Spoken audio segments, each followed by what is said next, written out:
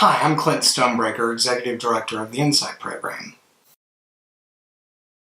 Substance abuse continues to be a huge problem for teenagers and young adults all over the country. For years, people have been trying to figure out exactly what the root of the problem is. And a lot of people have had a lot of success in putting together some answers to some things. Nature versus nurture. Is it society that's enabling? Is it the breakdown of the family, etc.?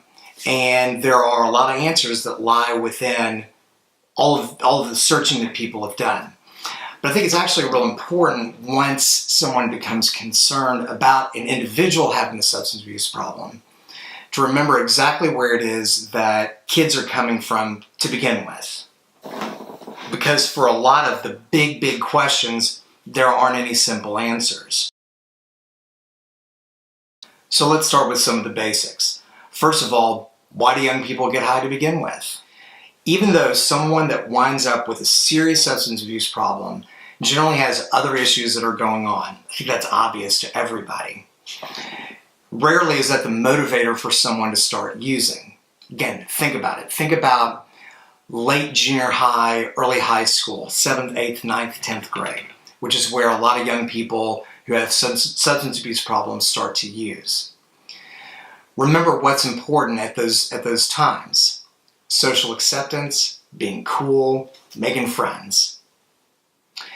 If someone at that point in their life is insecure or susceptible to that kind of a problem, and that person wants to hang out with them, and the price to hanging out with them is getting drunk or getting high, all bets are off. And for most young substance abusers, those from the most terrible backgrounds and those from a seemingly normal home life, social life, etc., anyone with a problem has that draw in common. A lot of times when people think about, for example, the opiate crisis, we think of it in terms of someone not getting their hands on prescription medications, eventually leading them down the road to heroin or other serious drugs. For young people, rarely is that how it begins. Most of the time it starts off the way that it has for decades. Someone offers to get drunk or smoke weed with someone. That individual says yes. For those that wind up with a problem, something clicks and they're forever chasing that initial feeling. That chase is what leads someone to progressing into using harder and harder drugs. By the way, don't be fooled by that. Yes, a heroin addiction is very serious. The opiate crisis is very real.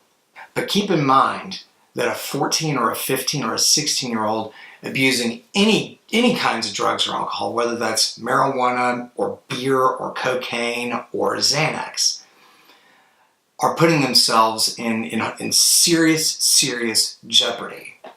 Because all it takes is one time to figure out, whoa, I like how this feels. This puts me in control of my emotions. That was a lot of fun. All of those associations have the potential to create a real obsession. Often today we get hung up on the specific drug that someone's abusing rather than taking a look at, hold on a second, foreign management is foreign management. And it doesn't matter what the specific substance is. Once someone becomes obsessed with that feeling, with that euphoria, they're in big trouble. In working with teenagers and helping them to work through a drug or alcohol abuse problem, one of the first things that has to happen is that anyone working with a teenager has to remember what being a teenager feels like. You have to remember the angst, the anxiety, the social pressure, everything that goes along with that. Because if you're not operating from that place of understanding, then you can't help yourself but to treat a teenager, and by the way, an emotionally arrested teenager, like an adult. And as soon as that starts to happen, the wall comes down. The first step in helping a teenager with a substance abuse problem is providing them with an alternative to all of the parts of their life that are going to radically change if they stop getting high. Now think about that for a second. For someone who's developed a problem, it has become the center of their life. It's the way that they meet people. It's the way that they have fun. It's the way that they cope. It's the way that they deal with life. So it's not just as simple as stop doing that, it's causing harm to you. Most people that are abusing drugs and alcohol already know that. But the payoff that they're getting in their minds is worth the damage that's being done. I know that sounds crazy, but that's what it feels like. So if an adolescent or a young adult is going to be motivated to stay sober, we have to think in terms of providing something that is as attractive to them. Again, go through the list. A way to make friends, a way to connect with people, some solutions to some of the feelings that are going on, a better life. Another issue that's important to keep in mind is that in early recovery for a teenager, this is true for adults too, but especially for teenagers, adults have to remember to not take temporary for permanent. In other words, a lot of things about a young person's environment needs to change early in recovery in order for their environment to be conducive to sobriety. And that's a lot for a lot of people. And I think what happens often for adults is they get stuck in this mind frame of it's always going to be like this. And it's not. But temporarily, it is important that some things change. In a family where there is a substance abuser, an alcoholic, an addict, whatever the case may be, everyone is affected. That doesn't mean that others are to blame for the problem. That just means that everyone is affected. And as important as it is for a young person to find a group of peers that understand where they're coming from, can listen to them and provide them with good solutions, that's equally as true for parents. The advice I would give to any parent who has a child with a drug or alcohol problem is to seek out other parents who have dealt with a similar situation. Because in that sense, it really does take one to know one.